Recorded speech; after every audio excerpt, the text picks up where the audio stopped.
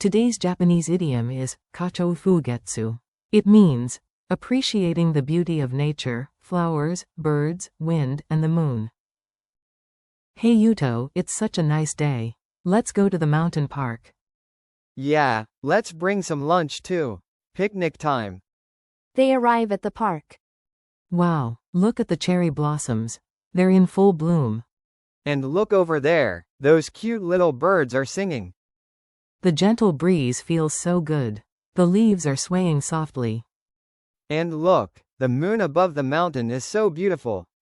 You're right, it feels like we're enjoying all the beauty of nature right now. This is exactly what they call the beauty of nature: flowers, birds, wind, and moon. The beauty of nature, flowers, birds, wind, and moon?